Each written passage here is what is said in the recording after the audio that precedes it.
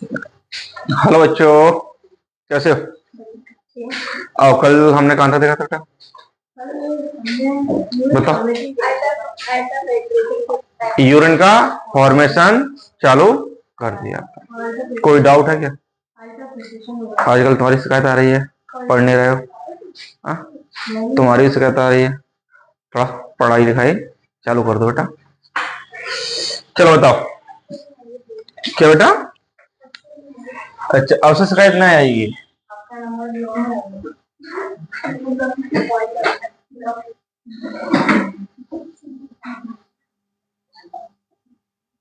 बोलो, कल हमने देखा था यूरिन का फॉर्मेशन। क्या देखा था बेटा? यूरिन का फॉर्मेशन।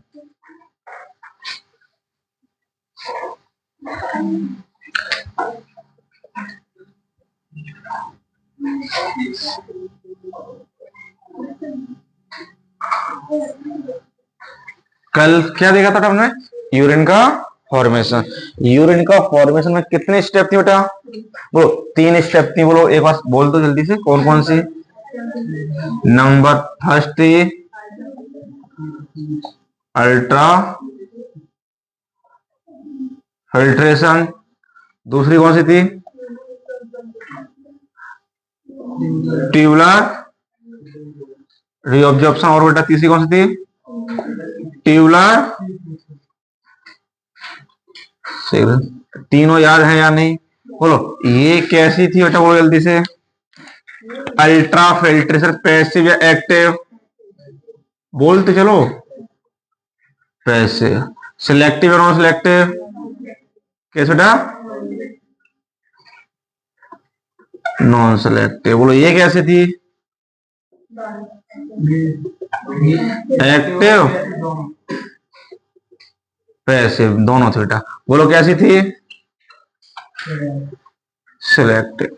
बोलो ट्यूबुलर सीक्रेशन बेटा बताओ जल्दी से, कैसी थी? कैसी? एक्टिव। और कैसी थी? कोई परेशानी बताओ। बोलो, यूरिन का फॉर्मेशन मेन चीज कल देखा था बेटा हमने। यूरिन का फॉर्मेशन होता कहां पे है? बोलो, यूरिन का फॉर्मेशन किडनी में नेफ्रॉन के अंदर होता है। फिर बात की गई कि यूरिन के फॉर्मेशन में कितने स्टेप बेटा? बोलो 3। पहला अल्ट्रा फिल्ट्रेशन, दूसरा ट्यूबुलर रीऑब्जॉर्प्शन, तीसरा ट्यूबुलर सीक्रेशन। फिर बात आती है अल्ट्रा फिल्ट्रेशन पैसिव या एक्टिव? बोलो पैसिव। दूसरा पॉइंट क्या है? Non selective. कोई परेशानी?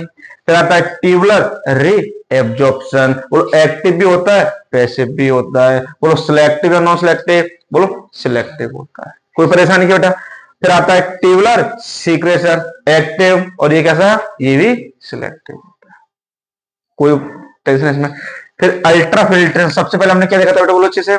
अल्ट्रा फिल्ट्रेशन को भी हम देख चुके हैं।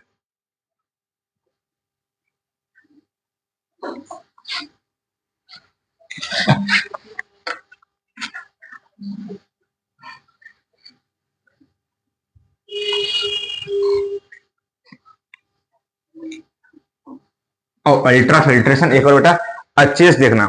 कल जो प्रेशर थे उन प्रेशरों को एक बार फिर से देखो बेटा अच्छे से।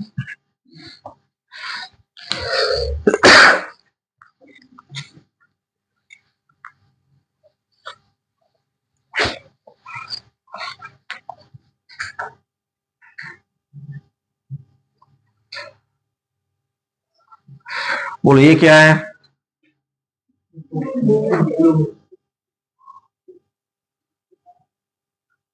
वुमेन्स।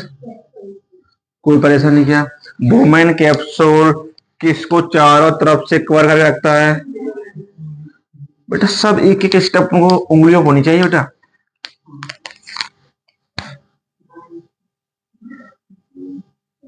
बोलो ये कौन? ये ब्लड नेफ्रॉन को लेके आती है। बोलो क्या बोलते हैं इसको?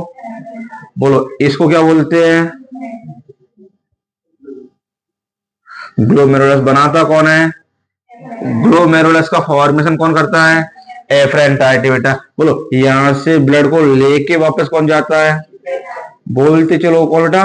Efferent artery. बोलो इनके डायमीटर में डिफरेंट है या नहीं? बोलो एफरेंट आर्टरी इफरेंट आर्टरी के डायमीटर में डिफरेंट होने के कारण ग्लोमेरुलस में एक प्रेशर जनरेट होता है, जिसके कारण फिल्ट्रेशन होता है। और फिल्ट्रेशन 3 मेम्ब्रेन से होता है। 3 मेम्ब्रेन के नाम पता है? नाम पता हो तो हाँ करना, वरना मना कर देना। वो 3 मेम्ब्रेन कौन कौन सी बेटा? हम 4 बार बताएंगे, बस तुम्हें याद होना चाहिए। बोलो ये कौन सी?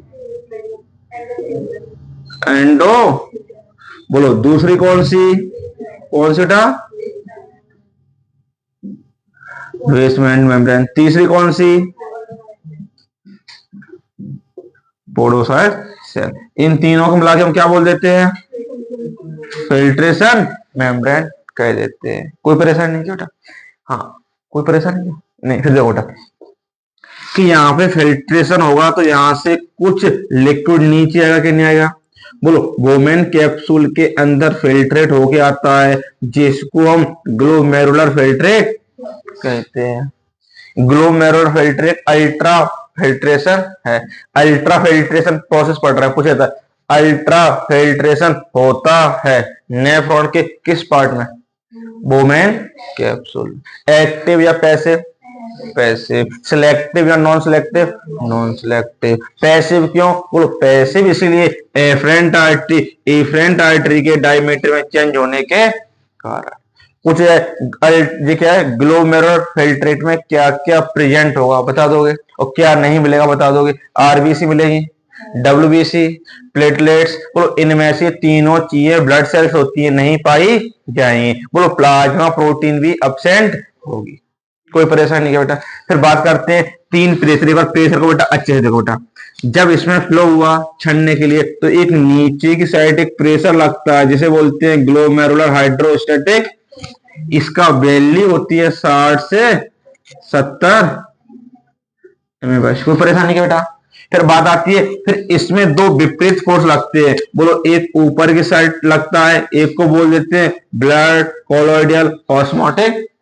बोलो एक और ऊपर की साइड लगता है जिसको बोलते हैं कैप्सुलेटेड हाइड्रोस्टैटिक प्रेशर। बोलो ये प्रेशर कौन कितना होता है? ये होता है, अच्छे से बोलो, ये होता है और ये वाला होता है बेटा 28 से 30। कोई परेशानी नहीं। फिर बात करते हैं नेट फिल्ट्रेट प्रेशर। कौन सा बेटा? Net filtrate pressure is equal to होता है glomerular hydrostatic pressure minus blood colloidal osmotic pressure plus capsulated hydrostatic pressure. बेटा ये लगा दिया, कोई परेशानी? बोलो ये कितना होता है? अच्छे से मैक्सिमम 70 ले लेते हैं। ये कितना होता है? 30। ये कितना होता है? 20। तो बताओ कितना आया? 70 माइनस 50, तो लास्ट में निकल के आता है 20। कोई परेशानी नहीं। इसका एवरेज वैल्यू लिख दिया जाता है बेटा कहां से बेटा? 10 से 20 mm ऑफ एसजी। बोलो अब बताओ कोई परेशानी हो? और ये इंपोर्टेंट है, काफी बार एग्जाम के अंदर पूछा गया। कोई भी डाउट बेटा एक एक चीज अपने को याद होनी चाहिए। ये प्रेशर नीचे कैसे लग रहा है? ये वाला ऊपर क्यों लगा? फिर ये वाला भी ऊपर क्यों लगा? इस प्रोसेस को बोला जाता है अल्ट्रा फिल्ट्रेशन।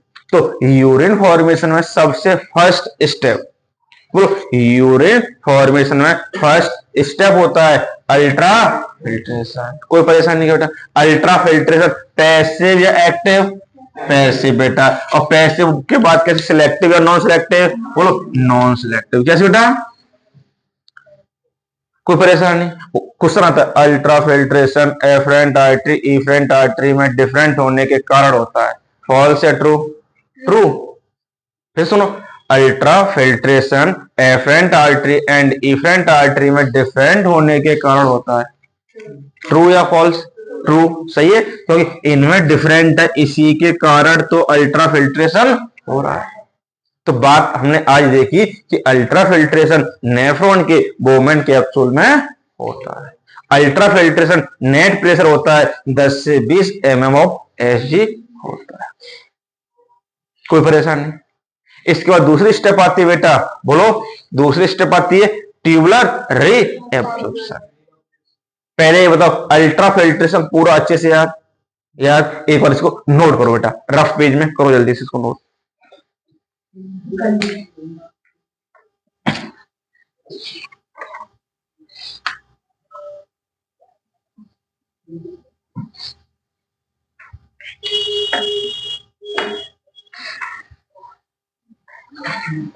पढ़ाई रुकनी नहीं चाहिए, पढ़ाई रुकनी नहीं चाहिए बेटा।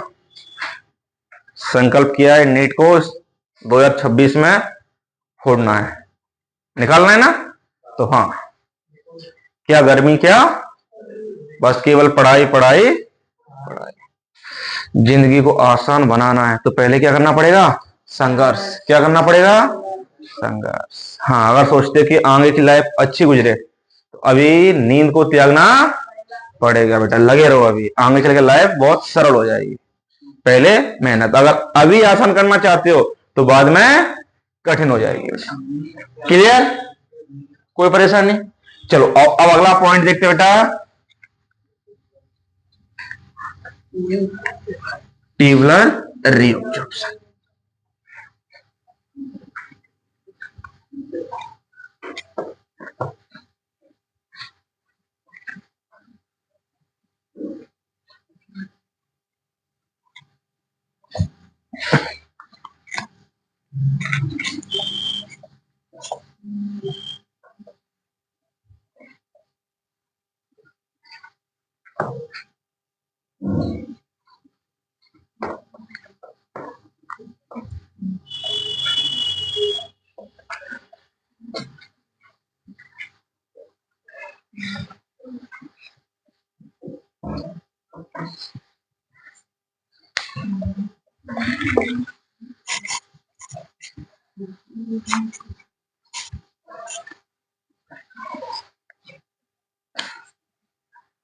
और अगली हेडिंग होती है बेटा, बोलो अच्छे से, ट्यूबुलर रीअब्जॉर्प्शन। सेकेंड हेडिंग होती है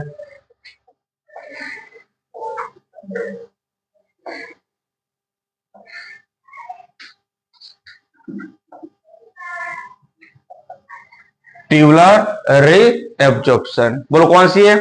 पहली अल्ट्राफिल्ट्रेशन, दूसरी ट्यूबुलर रीअब्जॉर्प्शन। चलो आओ बेटा, इसको भी अच्छे से देखते हैं बेटा।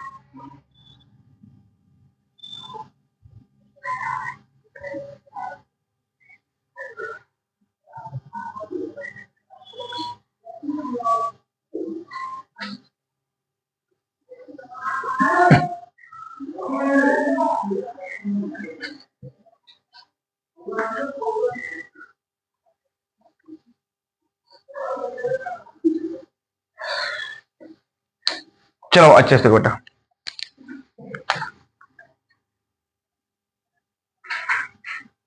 बोलो ये कौन है? बोलो अच्छे से, ये कौन बेटा?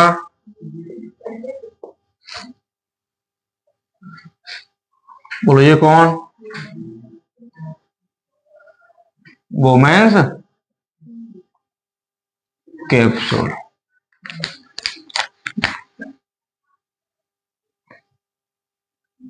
ये कौन निकल रहा है?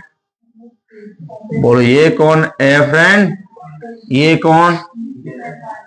अच्छे से देखो, ई फ्रेंड। ये कौन बेटा? बोलो ये कौन? ये कौन? बोलो अच्छे से, loop of Henle. Loop of Henle की कितनी लिम्ब होती हैं? दो। जो नीचे लेके आते उसे क्या बोलते हैं? जो ऊपर लेके आते उसे क्या बोलते हैं? बेटा ये यहाँ खुलता है उसे क्या बोलते हैं? कलेक्टिंग। कोई परेशानी क्या बेटा? कोई भी डाउट नहीं होना चाहिए।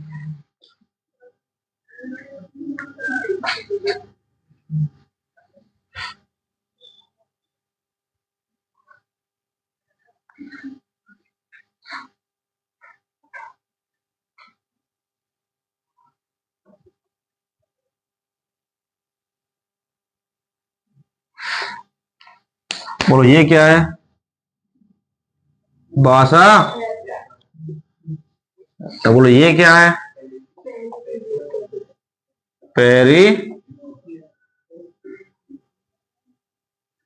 पेरिट्यूबुलर। अब बात आती है, ये पेरिट्यूबुलर कैपिलरी है, इसका फॉर्मेशन कौन करता है? बोलो पेरिट्यूबुलर कैपिलरी का फॉर्मेशन एफरेंट आर्टरी करती है। कोई परेशानी? देखो यहाँ पे अल्ट्रा फिल्ट्रेशन होके यहाँ पे जो ग्लोमेरुलर फिल्ट्रेट आया क्या नहीं आया?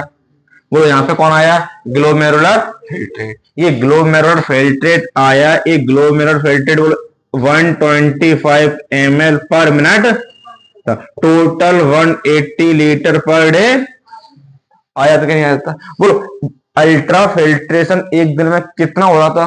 180 लीटर पर डे। मगर जब देखा कि हम अपनी बॉडी से एक दिन में यूरिन कितना आउट करते हैं बेटा? 1 से 1.5 लीटर। तो कहीं ना कहीं 90% कितना परसेंट बेटा री एब्जॉर्प्शन हो रहा था या नहीं हो रहा था? कितने परसेंट? लगभग 178% री एब्जॉर्प्शन हो रहा है। बोले तो 178 बोलो 99%। कि री एब्जॉर्प्शन होता कहां से? बोलो कौन बेटा? ट्यूबुलर री एब्जॉर्प्शन होता कहां से? याद करना बेटा, पीसीटी से होगा। कहां से होगा? बोलो कहां से होगा? पीसीटी से बोलो, डीसीटी से बोलो, लूप ऑफ हेनले से बोलो, कलेक्टिंग डक्ट से। क्वेश्चन आता है कि बताओ ट्यूबुलर री एब्जॉर्प्शन होता है पीसीटी में, डीसीटी में, लूप ऑफ हेनले में और कलेक्टिंग डक्ट में। तो बोलो बेटा पीसीटी में होता है, डीसीटी में होता है, बोलो लूप ऑफ हेनले में होता है और कलेक्टिंग डक्ट में होता है। कोई परेशानी क्या बेटा? याद करो अल्ट्रा फिल्ट्रेशन कहां पे हो रहा था? अल्ट्रा फिल्ट्रेशन बोवेन कैप्सूल में। फिर बात आती है ट्यूबुलर री एब्जॉर्प्शन कहां होता है? ट्यूबुलर री एब्जॉर्प्शन बोलो अच्छे से, बोलो पीसीटी में होता है, डीसीटी में होता है, लूप ऑफ हेनले होता है, कलेक्टिंग डक्ट में होता है। कोई परेशानी? फिर आता है कि मैक्सिमम री एब्जॉर्प्शन कहां होता है? आओ अच्छे से नोट। हम देख चुके हैं कि पीसीटी के अंदर एक स्पेशल टाइप की सेल्स पाई जाती हैं। बोलो किसके अंदर बेटा?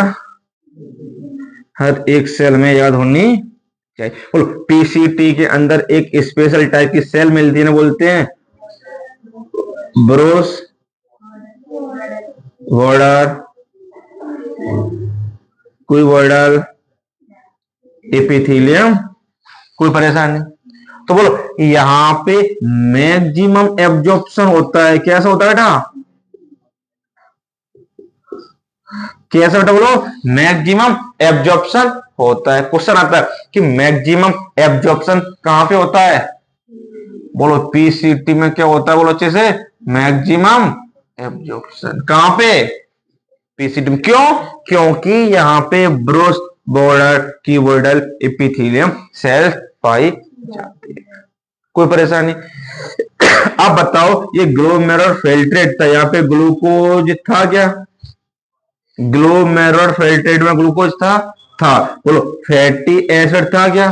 था। बोलो यहाँ पे अमीनो एसिड थे कि नहीं थे? बोलो यहाँ पे जैसे ही कौन कौन आया बेटा अच्छे से बोलो? ग्लूकोज, बोलो फैटी एसिड, और बोलो यहाँ पे बेटा फैटी एसिड के साथ में कौन आया? Amino acid. बात आई जैसे अल्ट्रा फिल्ट्रेशन के साथ में कौन निकल रहा था? बोलो भैया ग्लूकोज बाहर निकल रहा था। बोलो फैटी एसिड बाहर निकल रहे थे। बोलो अमीनो एसिड बाहर। तुरंत बॉडी से ब्रेन से सिग्नल आया पीसीटी तुमको एक काम करना है।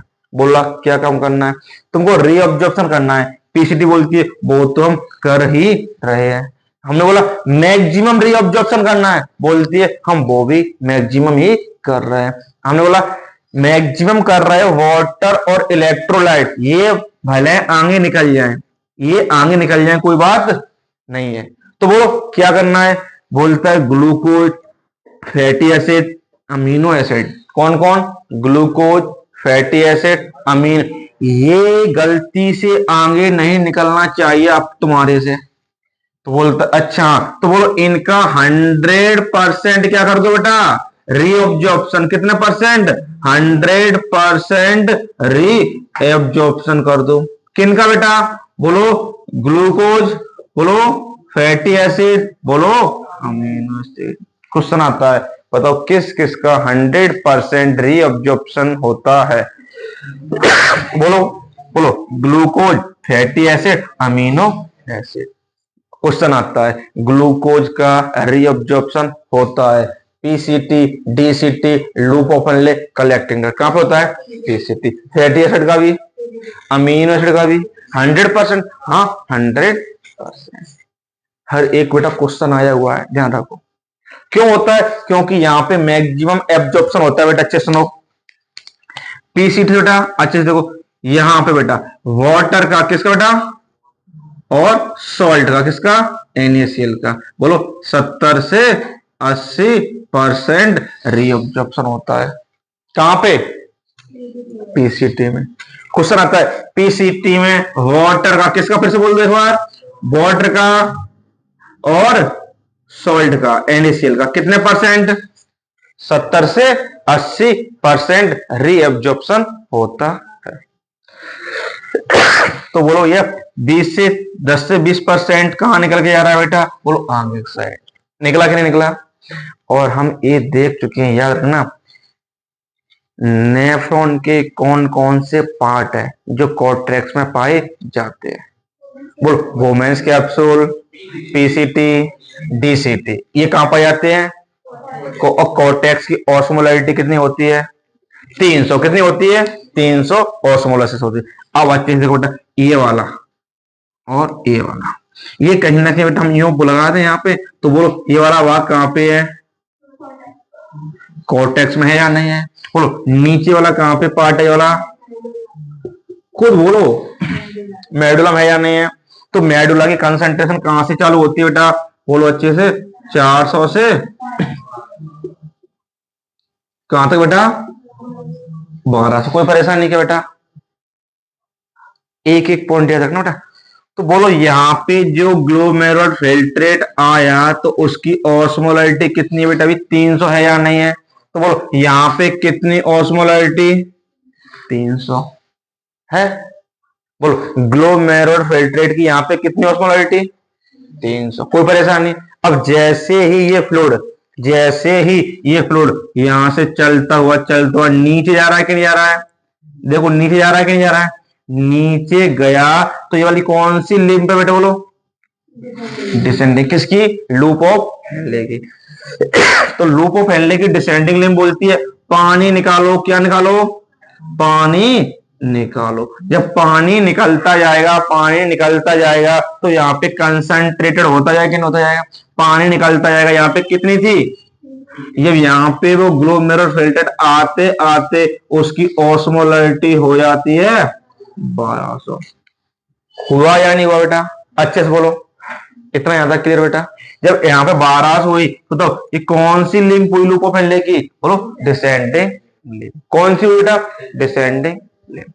बोलो कोई परेशानी? क्वेश्चन आता है लूप ऑफ हेनले की कौन सी भुजा या कौन सी लिंब है जो वाटर के लिए परमेबल होती है? बोलो डिसेंडिंग। कौन सी? डिसेंडिंग। कोई परेशानी नहीं क्या बेटा?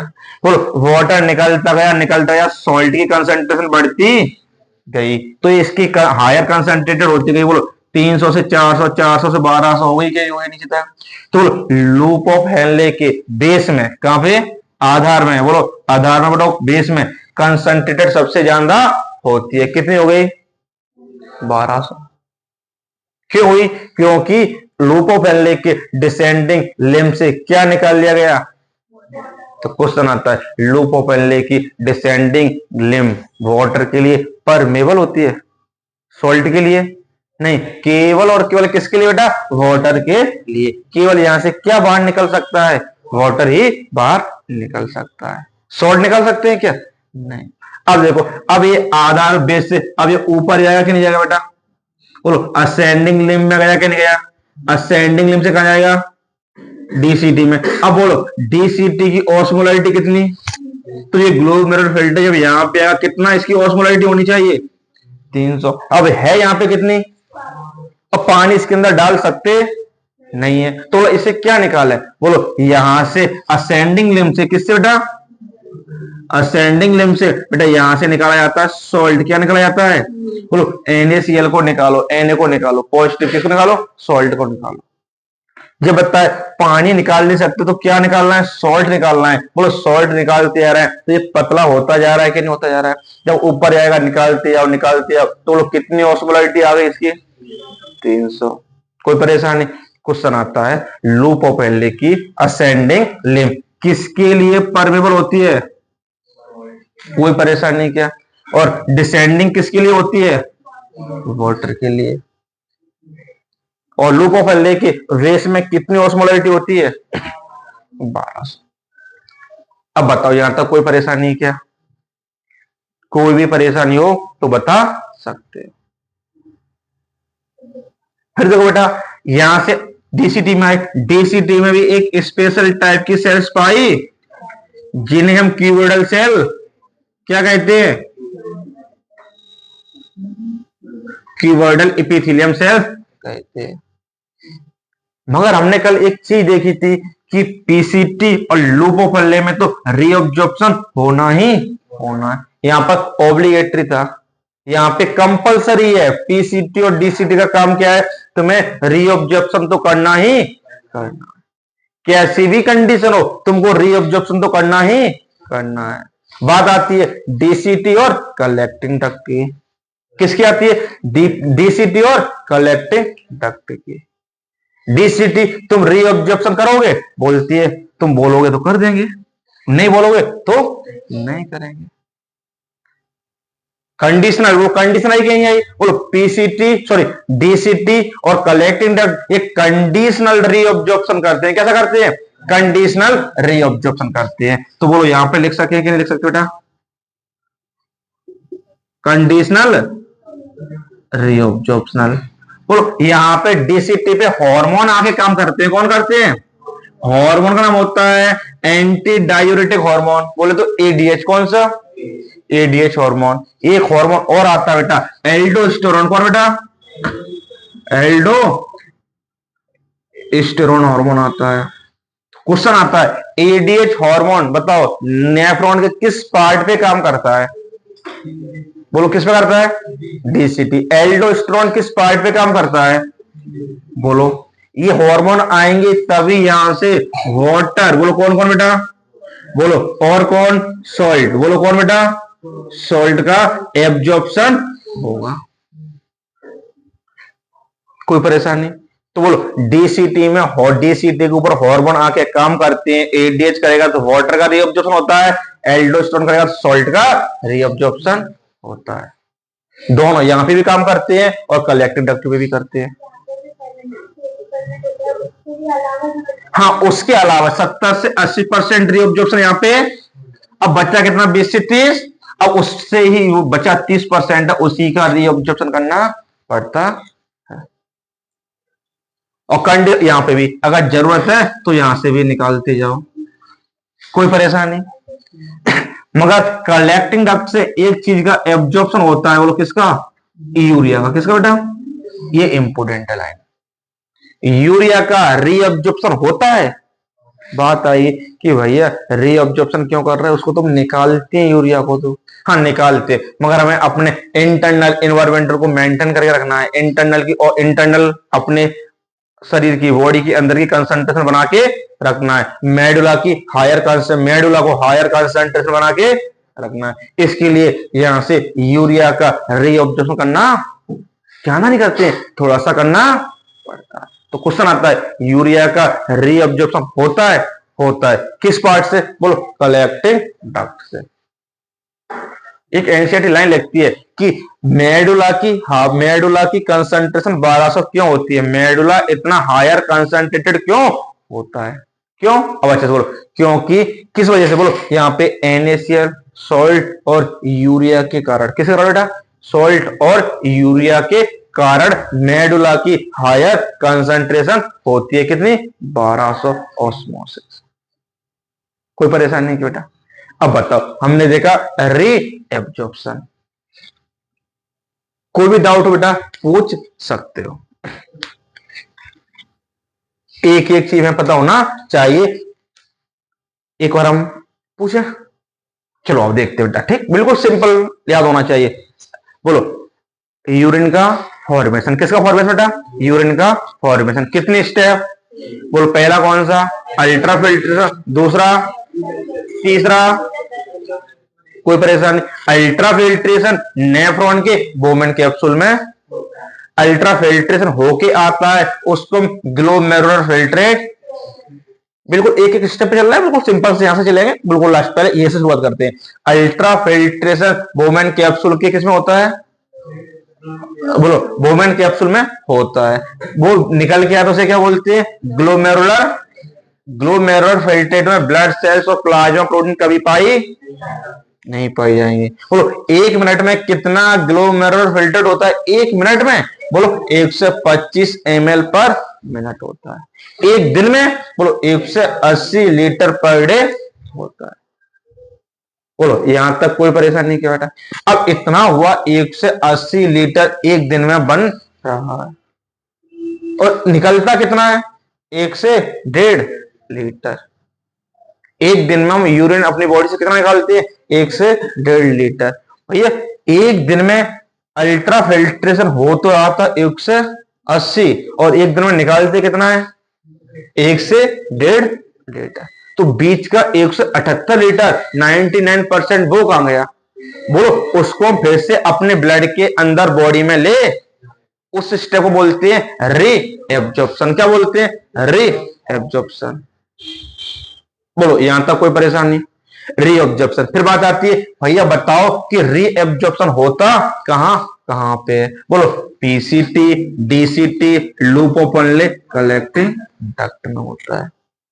कोई परेशानी क्या बेटा? बोलो पीसीटी डीसीटी के चारों तरफ एक कैपिलरी का जाल होता है। किसका बेटा? कैपिलरी का जाल होता है, और जिसको हम पेरिट्यूबुलर कैपिलरी कहते हैं। कोई परेशानी क्या बेटा? फिर बात आती है, ठीक, फिर बात आती है यहां से ग्लोमेरुलर फिल्ट्रेट आगे बढ़ता है, कहां पे जाता है? पीसीटी में। बोमेन कैप्सूल से आगे कहां पे जाता है? पीसीटी में। पीसीटी के पास बेटा एक स्पेशल टाइप की सेल्स पाई जाती है। उन सेल्स को बेटा व्रुस बॉर्डर कीवर्डल एपिथेलियम सेल्स कहते हैं। इन सेल्स के कारण यहाँ पे सरफेस एरिया इंक्रीज हो जाता है। क्या हो जाता है? सरफेस एरिया बढ़ जाता है। जब सरफेस एरिया ज्यादा होगा तो वहां पे री एब्जॉर्प्शन भी ज्यादा होता है। बोलो भैया यहां पे वाटर का और सॉल्ट का, किसका बेटा? लगभग 70 से 80% रीअब्जॉर्प्शन हो जाता है। कितना बेटा? किस किस का? वाटर और सॉल्ट का। बोलो Na पॉजिटिव का और H2O का। ये क्वेश्चन आया है कि बताइए वाटर और सॉल्ट का मैक्सिमम रीअब्जॉर्प्शन कहां पे होता है? पीसीटी में। मगर जब हमने देखा था कि ग्लोमेरुलर फिल्ट्रेट में तो ग्लूकोज भी था, फैटी एसिड भी था, अमीनो, मगर ये कभी हमारी यूरिन से बाहर नहीं निकलते हैं। मगर अल्ट्रा फिल्ट्रेशन ग्लोमेरुलर फिल्ट्रेट में तो मिल रहे थे, मगर वहां पे मिलते तो ये गए कहां? वो इनका फिर से रीअब्जॉर्प्शन कर लिया, तो बोलो किस पार्ट में? बोलो पीसीटी। बोलो पीसीटी ग्लूकोज का, फैटी एसिड का, अमीनो एसिड का, इन तीनों का 100% रीअब्जॉर्प्शन कर लेती है। वाटर और सॉल्ट का कितना परसेंट? और इनका अब बचा 30 से 20%। बचा कि नहीं बचा? ये फिर जाता है लूप ऑफ हेनले में, कहा जाता है, और डीसीटी कलेक्टिंग डक्ट के पास जाता है। अब यहां से जो अल्ट्रा फिल्ट्रेशन होके जो ग्लोमेरुलर फिल्ट्रेट आया, इसकी ऑस्मोलारिटी कितनी थी? 300। जैसे ही ये लूप ऑफ हेनले के डिसेंडिंग लिंब में प्रवेश करता है, इंटर करता है, किसमें? लूप ऑफ हेनले की कौन सी भुजा में? डिसेंडिंग। जो डिसेंडिंग भुजा होती है बेटा, लिंब होती है, वो वाटर के लिए परमेबल होती है। किसके लिए? अब वो अपने में क्या खींचती है? पानी को, H2O खींच खींच के बाहर निकालती है। जब ये ग्लोमेरुलर फिल्ट्रेट नीचे आता है, नीचे आता है, इसमें से क्या निकलता जा रहा है? पानी निकलता जा रहा है। तो यहाँ पे वो सॉल्ट बचता, तो वो हायर कंसंट्रेटेड होता जाता है। जब बेटा ये लूप ऑफ हेनले की डिसेंडिंग लिंब बेस में आता है, तो इसकी कंसंट्रेशन कितनी हो जाती है? 1200। कोई परेशानी नहीं। तो क्वेश्चन आता है लूप ऑफ हेनले की डिसेंडिंग लिंब किसके लिए परमेबल होती है? बोलो वाटर के लिए। कोई परेशानी नहीं क्या बेटा? हो तो बता दो जानता है। तो यहाँ पे बताओ लूप ऑफ फैराडे के एंड में कितनी ऑस्मोलैरिटी? 1200। अब ये ऊपर जाता है, कहां जाता है? ऊपर जाता है। जब डिसेंडिंग लिम्ब पे नीचे, फिर असेंडिंग लिम्ब से जब ऊपर जाएगा तो डीसीटी में जाके ओपन होगा कि नहीं होगा? ओपन। मगर डीसीटी की ऑस्मोलैरिटी कितनी? 300। यहां पे कितनी? अब बेटा 1200 से 300 करना है, और इसमें पानी मिला सकते नहीं, तो इसमें से क्या खींचना पड़ता है? बोलो, सॉल्ट को खींचना पड़ता है। तो लूप ऑफ फैराडे की असेंडिंग लिम्ब से हम क्या निकालते हैं? सॉल्ट को निकालते हैं। सॉल्ट को निकाल के तो पतला होता जाता है, तो उसकी ऑस्मोलैरिटी कितनी आ जाती है? 300। कितनी आ गई? डीसीटी के पास आ गया। डीसीटी के पास कंडीशन है, अगर जरूरत है तो यहां पे रीअब्जॉर्प्शन, अगर जरूरत नहीं है तो यहां पे रीअब्जॉर्प्शन नहीं होगा। तो डीसीटी पे एब्जॉर्प्शन हार्मोन के द्वारा होता है। किसके द्वारा होता है बेटा? बोलो, डीसीटी पे रीअब्जॉर्प्शन हार्मोन के द्वारा कंडीशनल होता है। बोलो, डीसीटी पे दो हार्मोन वर्क करते हैं, बोलो एडीएच और एल्डोस्टेरोन। और ये कलेक्टिंग डक्ट के ऊपर भी क्या करते हैं बेटा? बोलो, कहीं ना कहीं ये कलेक्टिंग डक्ट के ऊपर भी वर्क करते हैं। बताओ, यहां तक कोई परेशानी? हमने एक बार पूरे अच्छे से ट्यूबुलर रीअब्जॉर्प्शन को देख लिया। ये क्वेश्चन बेटा नीट में भी आया है, यूरिया का रीअब्जॉर्प्शन। किसका बेटा? यूरिया का रीअब्जॉर्प्शन होता है? होता है। हमारी बॉडी में यूरिया का भी रीअब्जॉर्प्शन होता है। कहां से होता है? और कलेक्टिव डक्ट से। कोई परेशानी? चलो एक बार बेटा इसको अच्छे से नोट करो, फिर आगे बात करते हैं ट्यूबुलर सीक्रेशन की। नहीं, मात्रा नहीं दी बेटा, एनसीईआरटी में कोई इसका डाटा नहीं दिया है। बोलो, कुछ ही करते हैं, थोड़ा सा ही करते हैं, मगर एक दिन में निकालते कितना है अपनी बॉडी से? बोलो बोलो, एक से नहीं, यूरिन निकालते हैं, 1 से 1.5 लीटर यूरिन निकालते हैं। बोलो, यूरिन के 1 से 1.5 लीटर में यूरिन में कितना यूरिया बाहर निकालते हैं? बोलो, 25 से 30 ग्राम। कितना? 25 से 30 ग्राम। कोई परेशानी बेटा? चलो अच्छे से इसको क्या बेटा, ये हार्मोन होता है एडीएच, एंटी डायूरेटिक हार्मोन। इसको वैसोप्रेशन हार्मोन भी बोल देते हैं। ठीक, नेक्स्ट चैप्टर इसके बाद पढ़ेंगे, उसके अंदर हार्मोन की चर्चा करेंगे। बोलो, एडीएच हार्मोन बनता हाइपोथैलेमस में। कहां से बनता है? मगर आके सीक्रेशन पोस्टीरियर पिट्यूटरी से होता है। कहां से निकलता है? बोलो, पोस्टीरियर पिट्यूटरी से निकलता है। और काम कहां पे कर रहा है? बोलो, डीसीटी के ऊपर काम करता है। बोलो, ये वाटर का रीअब्जॉर्प्शन करवाता है। कोई परेशानी क्या बेटा? और पूछो बेटा डाउट। हर एक बात पता हो ना। देखो इधर देखो, एक क्वेश्चन ये भी आया है, लूप ऑफ फैराडे की कौन सी भुजा या कौन सी लिम्ब हाइपरटोनिक है? हाइपरटोनिक। बोलो, हाइपरटोनिक। बोलो, डिसेंडिंग लिम्ब में से पानी निकलता जा रहा है तो कंसंट्रेशन बढ़ती जाती है, तो हाइपरटोनिक बोला क्या नहीं बोला? तो लूप ऑफ फैराडे की कौन सी भुजा, कौन सी लिम्ब हाइपरटोनिक? बोलो, डिसेंडिंग। कौन सी हाइपोटोनिक? बोलो, कौन सी हाइपोटोनिक? बोलो, असेंडिंग लिम्ब। लिखो बेटा इसको भी। और पूछो बेटा डाउट।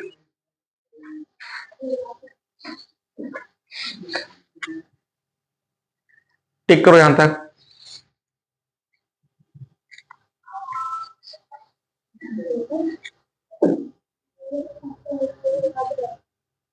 क्लियर? चलो मिटा लें क्या? इसको देखते हैं ट्यूबुलर सीक्वेशन। बेटा थोड़ा सा वो भी है, उसको भी देख लेते हैं।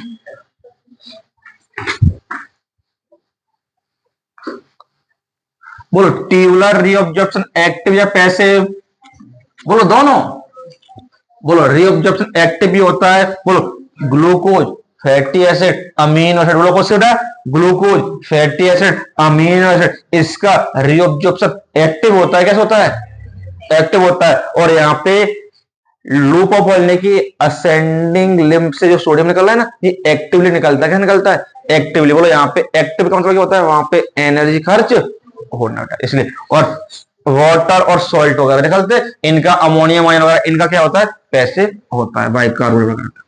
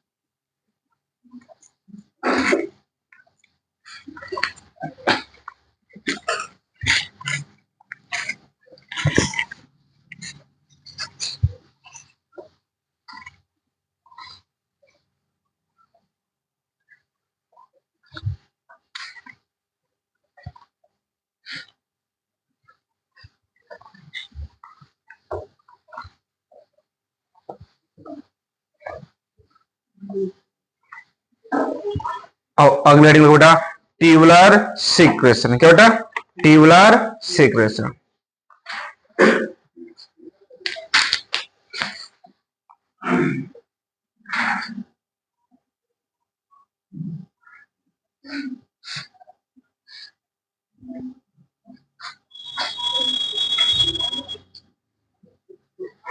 ट्यूबुलर सीक्रेशन बेटा आओ अच्छे से देखते हैं।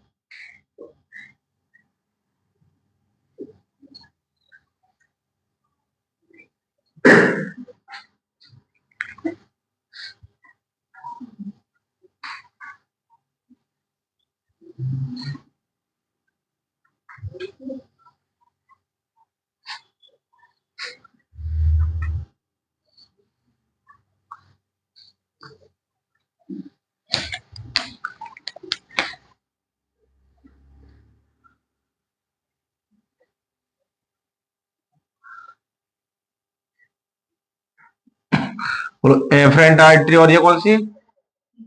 Efferent artery. बोलो ये कौन? ये कौन? ये कौन? ये कौन? कलेक्टिंग। बोलो इसकी ये चारों तरफ कौन बेटा? बोलते चलो तो पता है कौन सी। अब अच्छे से देखो बेटा, बिल्कुल ध्यान से। हम पेन देखना कहां पे क्या रख रहे हैं। बोलो पीसीटी से किस में जा रहा है बेटा? ये बोलो किस में जा रहा है? तो इस वाले स्टेप को बोलते हैं री एब्जॉर्प्शन। क्या बोलते हैं? क्या बोला? बोलो अब अच्छे से देखो पेन कहां रखा है? यहां से यहां पे गए और यहां से कहां रहा बेटा? बोलो यहां पे। बोलो आ रहा है या नहीं आ रहा है? वो इसको क्या बोलते हैं? अच्छे से क्या बोलते हैं? सीक्रेशन। बोलो अच्छे से। अच्छा बोलो पीसीटी से, बोलो नेफ्रॉन के पीसीटी डीसीटी से किस में ले जाना? पेरिट्यूबुलर कैपिलरी में क्या कहलाता है? बोलो अब पेरिट्यूबुलर कैपिलरी से किस में लेके आना? Glomerular filtrate. इसमें क्या यहां पे कौन आया? यही तो इधर जा रहा है कि नहीं जा रहा है? बोलो यही तो जा रहा है, इधर कि नहीं जा रहा है? तो बोलो फिर से पेरिट्यूबुलर कैपिलरी से ग्लोमेरुलर फिल्ट्रेट में किसी चीज को फिर से डालना, उसे कहते हैं ट्यूबुलर सीक्रेशन। क्या कहते हैं? Tubular secretion. बोलो ट्यूबुलर सीक्रेशन अच्छे से कर लो। ट्यूबुलर सीक्रेशन पीसीटी में होता है। कहां होता है? बोलो डीसीटी में होता है। कहां होता है? बोलो अच्छे से कलेक्टिंग ट्यूब या कलेक्टिंग डक्ट में होता है। भैया लूप ऑफ एल्ले में, लूप ऑफ एल्ले में ट्यूबुलर सीक्रेशन। बेटा इसको अच्छे से याद कर लेना।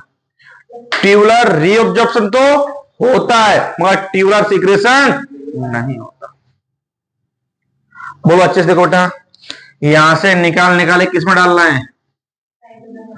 बोलो अब यहां से नीचे भी बताओ, नीचे भी पेरिट्यूबुलर कैपिलरी होगी या नहीं होगी? बोल दो चलो, क्यों चारों तरफ आई। अब हम क्या बोल रहे हैं? पेरिट्यूबुलर कैपिलरी कहां डालना है? पीसीटी डीसीटी में डालना है, डालना है। बोलो बेटा यहां पे भी ऐसे ही होगा बेटा। बोलो डीसीटी से निकाले किसमें डालना है? इसे क्या कहते हैं? बोलो पेरिट्यूबुलर कैपिलरी से निकाल ले कहां डालना? डीसीटी में। से क्या कहेंगे? सीक्रेशन। कोई परेशानी नहीं क्या बेटा? तो सीक्रेशन होता है कहां कहां होता है? पीसीटी डीसीटी और कलेक्टिंग डक्ट में होता है। भैया ट्यूबुलर सीक्रेशन होता किस किस का है? बेटा देखो यहाँ पे हम कुछ दवाइयां खाते हैं, ड्रग्स वगैरह होते हैं, तो वो काफी बड़े बड़े पार्टिकल होते हैं, तो वो अल्ट्रा फिल्ट्रेशन से बाहर निकल पाते नहीं। ड्रग्स हुआ, पेनिसिलिन वगैरह हुआ, ये यहाँ से अल्ट्रा फिल्ट्रेशन से बाहर निकलते, तो ये हमें यहाँ से उनको पकड़ के कैसे बेटा? पकड़ के यहाँ पे फेंकना पड़ता है। जब पकड़ के फेंकेंगे तो एक्टिव या पैसिव? एक्टिव। जब पकड़ के फेंकेंगे तो एनर्जी खर्च होगी। तो बोलो ट्यूबुलर सीक्रेशन एक्टिव या पैसिव? बोलो कैसा? एक्टिव। बोलो सिलेक्टिव या नॉन सिलेक्टिव? क्योंकि हर किसी को फेंक रहे हैं क्या? नहीं, किसी किसी को जानबूझ के। जैसे यूरिक एसिड होते हैं, वो भी काफी बड़े मॉलिक्यूल होते हैं, उनको भी यहां से मैं पकड़ के फेंकना। क्रिएटिनिन वगैरह होते हैं, उनको भी यहां से पकड़ के मैं फेंकना पड़ता है। इन सबको तुम निकाल निकाल के फेंकते यहां से भी, मगर साथ में यहां से बेटा दो चीजें और फेंकते हैं। बोलो क्या क्या? बोलो ट्यूबुलर सीक्रेशन यहाँ पे के पॉजिटिव का भी हो जाता है, बोलो एच पॉजिटिव का भी करते हैं। बोलो किस किस का कर रहा है? एच पॉजिटिव का भी कर रहा है, के पॉजिटिव कर रहा है। भैया ये तो स्मॉल पार्टिकल होती है, ये तो स्मॉल होती है के पॉजिटिव और एच, तो इनका तो बेटा यहां से क्या होना चाहिए था, अल्ट्रा अल्ट्रा होना चाहिए था, मगर इनको फिर क्यों फेंक रहे हो तुम, इनका ट्यूबुलर सीक्रेशन क्यों करते। अब अच्छे से ये इंपोर्टेंट है बेटा, बोलो एच पॉजिटिव का ट्यूबुलर सीक्रेशन बेटा इसलिए करती है क्योंकि इससे हम अपने ब्लड की पीएच मेंटेन करके रखते हैं। अगर H पॉजिटिव की कंसंट्रेशन ब्लड के अंदर बढ़ती रहेगी तो पीएच एसिडिक होती जाएगी। जब H पॉजिटिव की ज्यादा कंसंट्रेशन होती है तो इसको हम अपनी ब्लड से निकाल के डाल देते हैं, ग्लोमेरुलर फिल्ट्रेट में डाल देते हैं। तो क्वेश्चन आता है H पॉजिटिव का ट्यूबुलर सीक्रेशन होता है, होता है। एक्टिव या पैसिव, एक्टिव। भैया क्यों करती हैं, क्योंकि हमको अपने ब्लड की ऑस्मोलाइटी सॉरी पीएच, किसको, पीएच को मेंटेन करने के लिए H पॉजिटिव का ट्यूबुलर सीक्रेशन करना पड़ता है। कोई परेशानी नहीं। फिर बात आती है भैया के पॉजिटिव का क्यों कर रहे हो, के पॉजिटिव का बेटा बोलो हमें अपने अंदर की बेटा ब्लड की ऑस्मोलाइटी बेटा बोलो सामने बनाए रखने के लिए बेटा बोलो आयनिक इक्विलिब्रियम बनाए रखने के लिए के पॉजिटिव का ट्यूबुलर सीक्रेशन करती है। बोलो एच पॉजिटिव का क्यों कर रहे हैं, क्योंकि हमें ब्लड की पीएच मेंटेन करके रखना है। भाई के पॉजिटिव क्यों कर रहे हैं, क्योंकि आयनिक इक्विलिब्रियम बना के रखना है। तो इन दोनों का हमें इस कारण से ट्यूबुलर सीक्रेशन करना पड़ता है। किस किस का, एच पॉजिटिव का, के पॉजिटिव का। और भी चीजें होती हैं उनका भी करते हैं, खासकर इन दोनों का हमें ध्यान रखना है। किन किन का, एच पॉजिटिव का, बोलो एक्टिव या पैसिव, एक्टिव। एच पॉजिटिव का क्यों करते हैं, क्योंकि ब्लड की पीएच को मेंटेन करके अगर इसकी कंसंट्रेशन बढ़ेगी तो एसिडिक होता जाएगा, मगर ब्लड बोलता है नहीं नहीं ऐसा हम कर सकते, इन्हें हमारे अंदर से बाहर निकालो। तो इनको हमें ट्यूबुलर सीक्रेशन करना। आयनिक बैलेंस खराब होता है, आयनिक बैलेंस बिगड़ा, अरे के पॉजिटिव चलो तुम्हें करो तो बाहर निकल जाओ। तो आयनिक बैलेंस को बनाए रखने के लिए, आयनिक इक्विलिब्रियम को बनाए रखने के लिए किसको बाहर निकालते हैं, के पॉजिटिव को निकालते हैं। बोलो कोई परेशानी, बोलो यहां से, बोलो यहां से भी कर देते हैं, यहां से भी क्या होता है, बोलो ट्यूबुलर सीक्रेशन होता है। कोई परेशानी क्या बेटा। तो बात आती है कि भैया बोलो ट्यूबुलर सीक्रेशन होता कहां से है, पीसीटी, डीसीटी, कलेक्टिंग डक्ट, लूपोफिले से। एक्टिव या पैसिव, बोलो सिलेक्टिव या नॉन सिलेक्टिव, बोलो कैसा, सिलेक्टिव या नॉन सिलेक्टिव, बोलो सिलेक्टिव। कोई परेशानी क्या, कोई परेशानी क्या, हाँ कोई परेशानी क्या नहीं होनी चाहिए बेटा। ये हमने देखा क्या बेटा, ट्यूबुलर सीक्रेशन। किसको देखा बेटा, ट्यूबुलर सीक्रेशन को। कोई परेशानी नहीं होनी चाहिए बेटा। हमने आज देखा यूरिन का फॉर्मेशन, यूरिन की फॉर्मेशन तीनों स्टेप हमने कंप्लीट कर लिए। अगर वीडियो अच्छा लगता है तो बेटा वीडियो को लाइक शेयर एंड सब्सक्राइब करना चाहिए। ओके बेटा, जब भी अच्छा लगे तो वीडियो को लाइक और शेयर सब्सक्राइब करो और लोगों को बताओ। जहां भी अच्छा लगे, नहीं आए मुझे कमेंट करो कि भैया ये वाली स्टेप नहीं आई, ये वाला टॉपिक बताओ। आपके जितने कमेंट आएंगे बेटा उतना हमारा भी अंदर से जुनून बढ़ता है, मोटिवेट होते हैं हम भी, चलो आप बच्चे पूछ रहे हैं तो हमको हमारा भी मन लगेगा बताने। तो एक बार कमेंट करके बताया करो कि वीडियो कैसा लगा, और अपने स्कूल कोचिंग के बच्चों को भी जाके शेयर करो बेटा। थैंक यू बच्चों। ओके।